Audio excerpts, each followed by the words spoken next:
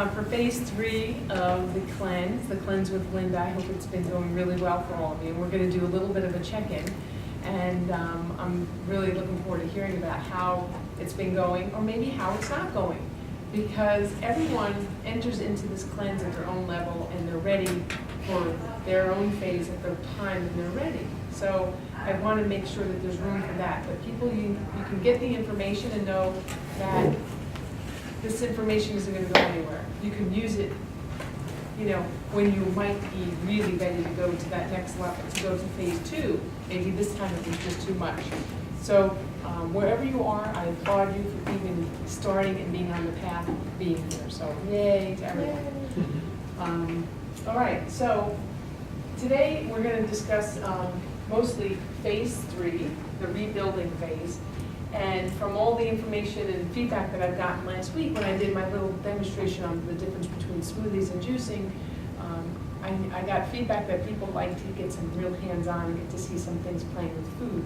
So today I have for you, in addition to going into phase 3 and some ideas and tips and so forth, we're going to look over some food, and I'd like to start thinking about packaged foods in a different way, okay? So that's going to kind of be after we get through most of this PowerPoint presentation. So we're going to do a little check-in, review the phases, talk a little bit more about phase 3, and helping you to have a plan when you leave here today, tips and a wrap-up. And we will also be having a little celebration on Thursday over at the Fresh Market. So we'll talk more about that. So checking in. For those of you viewing at home, we're going to shut the video camera off as we have a discussion around this, but I'd like you to consider some of the questions here. How did the past week go? What, if you have any questions about the cleanse, you can post them on Facebook, or you can send an email to me directly. What did you discover, if you discovered anything new about yourself? What worked or didn't work, and what help you might need help with. So just start thinking about that, and we're going to have a little conversation right here. All right, well, welcome back. Hopefully you've done your own little check-in. Have you been journaling? Have you been doing some of the cool things, the daily self-care things, the things for renewal, like hot sauna and Epsom salt baths and trying the castor oil pack? So it's been a great conversation around that. Hope you've been thinking about it yourself and what you're doing. Even if you're not doing the cleanse altogether, just by incorporating some of these things are actually going to help to create a greater level of balance in your life. So just to review the phases, we went through phase 1. This was probably the most difficult phase, or it will be if you haven't really started yet. And this is where you're eliminating most of the key allergens out of your diet. So dairy, gluten, processed foods, nightshades, those kinds of things. And you might have had, you know, certain types of reactions to withdrawing, or maybe some of the toxins being released into your body at that time. Then we went into phase 2, and we're deepening the cleanse, and this is where we reduce the amount of starches, possibly eliminate animal protein, and we start looking at possibly going deeper by doing a juice fast or some smoothies, and perhaps even the lemonade fast that's a part of the program, if you chose to do that. And now we're going to get into phase 3. So phase 3, and I think this is really important, is not to take advantage of the fact that now you're going to go back to eating and you're going to add in some of the things that you know create havoc in your body.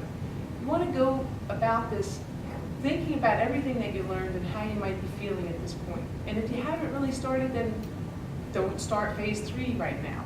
Just think about re-entering. Go back to phase 1 and eliminate the things. If you've had a big weekend and parties, and some of the folks were talking about, what do I do when I go out and there's alcohol and there's parties and things like that? You know, one of the things I suggest is have, you know, a wine glass and put water with lemon in it. You know, if you really want to stay to it, but you want to feel like you're part, don't stop yourself from enjoying. This is not about deprivation. It's around finding new choices and new ways of being in public and planning. Planning is really important. And today, as I talk about some of the packaged foods and planning, I'm going to share with you some of the things that I always like to have on hand. So when I'm in a pinch, I'm going to grab for something that's healthy as opposed to something that's not, that's going to give me energy, because you need to eat. So so it's really important, phase 3, don't think, oh yeah, I get to go back and have my french fries and potato chips, and I can test this out and see how I feel. think about it and plan for it. You've done, a lot of work to get to here. And just remember how you felt when you started to eliminate some of these things. You might not have felt so good. You might have felt sluggish. You might have had headaches or mood swings. And I know that print is pretty small to read, so you might have had dry skin or bad breath, halitosis. So all of those things are all part of, the process of eliminating some of the things that you've eliminated from your diet. So basically, what I'm going to suggest is you add things back in slowly, if you want. You don't need to if you don't. If you know wheat, gluten, processed foods are going to make you feel like crap, and don't add it back in. Stay. This is not just a cleanse for a 21-day period. Hopefully, you're getting good tips and clues and things that you can do on a regular time basis that will help you to sustain this. Because I've seen people go off the cleanse, they add the stuff back in, and like, and they kind of undo all the really good hard work with everybody that they put into it. So adding each back, do each group, if you do it, one at a time. So if you want to do nightshades, like today, I have some nightshades here. I have some salsa, which I love, and I go to. Nightshades are like the red bell peppers, which I also have a beautiful red bell pepper. They were on sale last week over at Fresh Mom's Organic Market. So you want to add things slowly.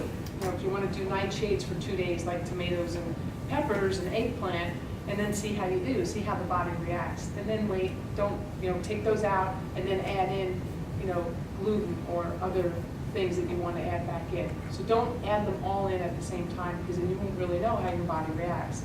And it's a really good time to continue your journaling. Hey, I'm experimenting with adding this back in. How do you feel? What do you notice? Do you notice irritability? Do you notice itchy skin, dry skin? Do you notice stomach upset, bloating, anything of that nature? I went home up to New Jersey, I can still call that home, and I had some, pasta. We went to dinner, Italian restaurant, had a little pasta, and I had some birthday cake, and I was like, oh my God, my stomach was like out to here, and it really affected me. And I was like, okay, you just acknowledge it, this is how I feel, it's gonna pass, as long as I don't continue to eat that way. And then just let it go. I recognize that, and I don't need to do that anymore. I realize that reaction that my body has to it. Remember, last week I showed the tomatoes with the syringe. You have the syringe with the GMO that's being added into it, right? Just like the bee sting stinging your ankle. What happens? You have an immune response. When you eat foods that are going to have that immune response, you're not going to see it, but you might feel it, and you might not relate it right directly to the food that you've eaten. So you want to be thinking about that. And just noticing it and paying attention to it. So you want to collect the data. How do you feel? Moody, gassy, irritable, and sleep. You know how many people have sleep problems? Sleep disturbances. And it's directly related to the food they eat. So think about you adding this food back in. How am I sleeping at night? Because it has such a dramatic effect on you. I know that many of you have given feedback that those hot Epsom salt baths that you might put some lavender oil in or whatever really help you to sleep well at night. So you want to continue to do that, and especially if you have a particularly stressful day. And you want to, sometimes when we have stress, we want to grab foods that are going to give us comfort, right? Or what? Or what? Wine. Oh, wine, right. That magnesium tea calm is something. You want to talk about changing behaviors. Every night I have my calm tea. It has magnesium in it, which most people have a hard time absorbing it in their body, but if you drink it as a liquid, it gets absorbed through the stomach. It actually helps. It helps to calm you down. It helps with your bowel movements, and it's a new way to replace a friend. My glass of wine. Now I have this beautiful hot cup of tea. So think about what you can do to replace it. Same thing when you go out to a party. Think about what are you going to have to drink. So quite often when I go out to dinner and a nice meal, I'll have a hot cup of water with lemon, and that seems to be very satisfying because it's giving me something that I feel good about. So think about what might be your replacement so you don't feel deprived, but you feel a part of. Journal, and as I was saying, pay attention to the changes. And we talk about journaling and looking at it in terms of how does it affect you physically, right? Gas, bloating, etc. How does it affect you mentally? Oh, really can't think about what I need to do next. I can't think about the planning. So even starting a program like this, when you're on foods that make it difficult for you to think, it's difficult to plan. I find that when I eat foods, my brain just freezes up and it's hard to sit down and think through all the things I need to do in the linear manner. So I know when I start to eat a better diet, my thinking gets sharper and I'm able to clearly think about what I'm doing.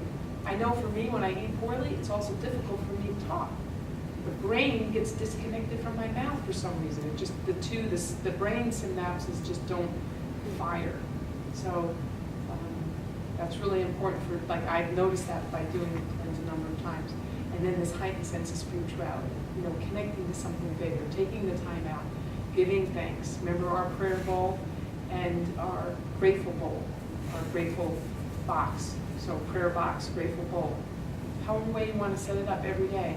I spoke to a dear friend I've been friends with for 35 or something years. She called me up yesterday.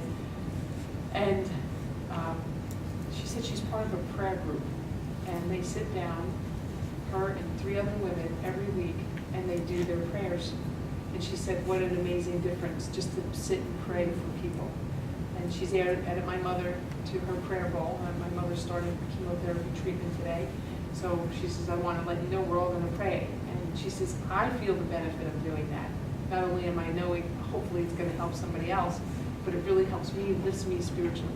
So whatever that sense of spirituality might be for you, think about that, incorporating that into your daily diet.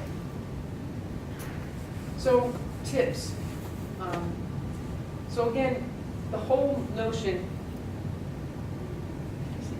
there, is bringing the lotus flower in and creating balance or wellness, wholeness. Each petal of this lotus flower, mind, body, spirit. And thinking about being mindful, having that planning, and figuring out. Part of what I'm going to show you today is just some things that can actually help you to plan through. Forget about diets and really thinking about how can you clean eat.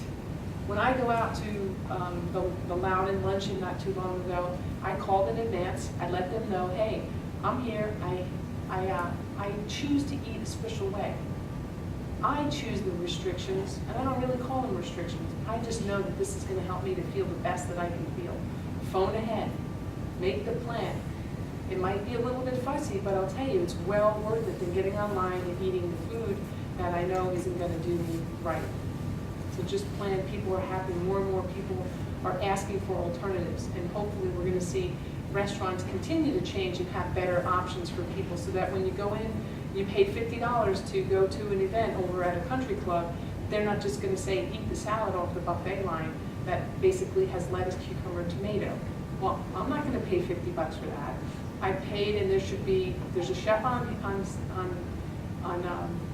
premise. They can do anything. I'll do anything. I'll take olives, hummus, nuts that are not sugared nuts. So there's a whole list of things. They say, this is what I want. I'm sure you can whip something up. Steam some vegetables. Throw a little olive oil and garlic in there. There are a lot of things that they can do to enhance the flavors. Just because I'm not going to partake in the entree that has wheat and gluten in the sauces, or even the salad dressings, which most have some form of wheat or gluten or sugar in it. Or soy, exactly. So you can just phone ahead, let them know, look, help me out, and they'll be happy to do that. But you need to think a little bit ahead. So that's all around pretty much eating whole foods, and we're going to show you again some packaging of whole foods in just a moment.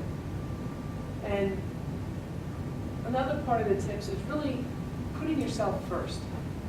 We go on a plane, and if we have a sudden loss of cabin pressure, oxygen masks will fall from the ceiling. Grab it, put yours on first, and then assist the people who are traveling with you. So often we don't put ourselves first. And I'm not talking about being egotistical or self-centered or self-serving. I'm talking about really taking care of yourself and putting yourself at the top of the list. It's not selfish. It's self-love. The truth is that we cannot be our best and give if we're not treating ourselves that way. Because we're coming from the cup half full rather than it being, or rather, coming from it being half empty rather than being half full. So, tips for the mind, thinking about mentally watching your thoughts, those automatic negative thinking. You know, think about this as a mental detox. What can I do to change the language? If you swear or use cuss words, or if you're constantly going into a repeat pattern like I'm not accepted, I'm not wanted, or whatever have you, really try to think about something in a little bit more positive way. And some of you have posted some really great positive things on the Facebook page the first week, so really thinking about that. And the truth is that we're all perfectly imperfect human beings. We're not human doings, we're human beings. We have a sensitivity. And we can build that, or we can annihilate ourselves, or we can build ourselves up. So always think positively. If you fell off and you had the glass of wine, or 2, or even 3, or if you had the birthday cake, or the McDonald's because you were starving and you were stressed because the deal fell through, you know, give yourself a little latitude. It's okay. It's not that you fall off, it's how quick it takes to get back on. Because maybe you gain a couple pounds. Well, okay, a couple pounds. But if you continue down that path, then guess what? A couple pounds turn into 10, turn into 15, turn into 20. And you become unconscious to what's happening. So this is all around raising your level of consciousness and creating new choices. We talked a lot about ways to nourish the body. We talked about the hot spot sauna and colon hydrotherapy. I haven't heard anybody running down to get a colonic, but I'll tell you, you do that, you will feel like a million. You'll be surprised. You remember what Caroline said? Some people go in, there's a scale right in there. Before you go, you know, get your colonic, you weigh yourself. And you get on there, and you have your colonic, you get back on there, and you've gained a couple of pounds. It means your colon isn't hydrated enough. And it needed that moisture. That's why it's holding on to the water. So you just know it's all going to come out. Every pun intended. So it's amazing. Let me tell you, I love my time there. It's very joyful and peaceful and private. So if you haven't thought about it, think about it. All right. So eliminating the processed foods. We've talked all about this.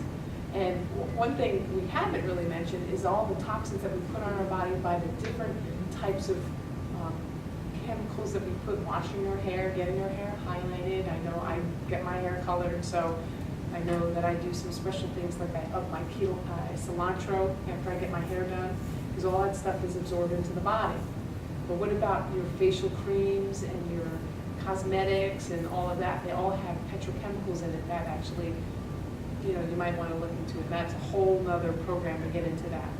Yeah, isn't mineral oil a derivative from petrol? Petrochemicals. I was like, man, I heard that and I was like, do babies know that?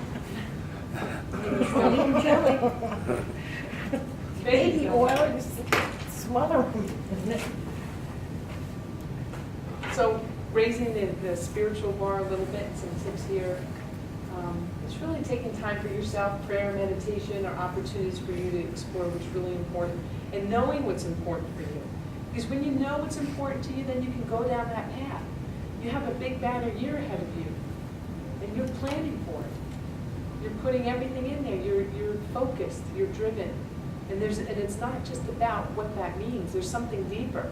So that is really very attractive. It's not just around what you're going to create in terms of dollars and money. It's about something else that you're creating. And I think that's really when we are purpose-driven, it gives us a heightened sense of our contribution and commitment to something bigger than just us. And that's why I really want to call people forward, because food is just an avenue, it's a way to open up the conversation. But it kind of gets you in there. You look at things differently and setting up the practices that will give you more fulfillment.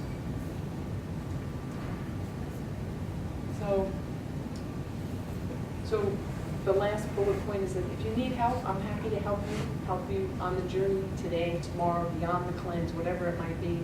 And if I can't help you, I have a number of resources of people who can actually help you to do whatever, you know, business coaching,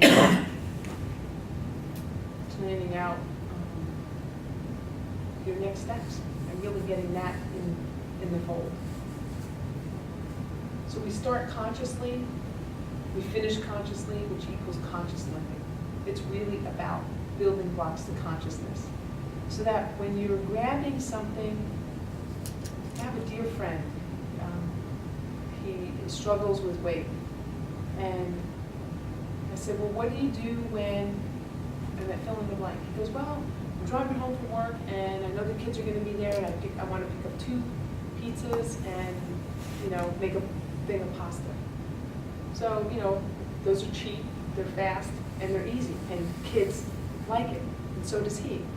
So I was thinking, okay, well, if you want to think about something different, what are your options? What can you do to prepare yourself to do something that's going to be yummy, quick, delicious, and not too expensive? And really starting thinking about that consciously so that you don't automatically stop and pick up, 2 pizzas on the way home, because that's not going to move you closer. But if you're conscious around that, or if you had a bad day and you really have the need, have 1 slice, not half a pie. And be conscious to know, I know I'm dealing with something right now. Why am I doing this? Well, that is what we call conscious living. So it's really about step by step, moving forward, inward and upward, question things. My role is to empower and to inspire you and to inspire yourselves. That's why we have the Facebook page, so that everybody can feed off of everybody's energy. Listen to your body. It's way smarter than you think. Way, way, way smarter. I'm going to share this with you. I recently had a hypnotherapeutic session. I like hypnotherapy, and there's a great person who's here locally. And, I thought it was an emotionally based thing that I was dealing with. But when it came time, it was actually a physically based thing. There's something that was like stuck in my body. Something needed to be cleared out physically, not just on the emotional or spiritual level, but physically.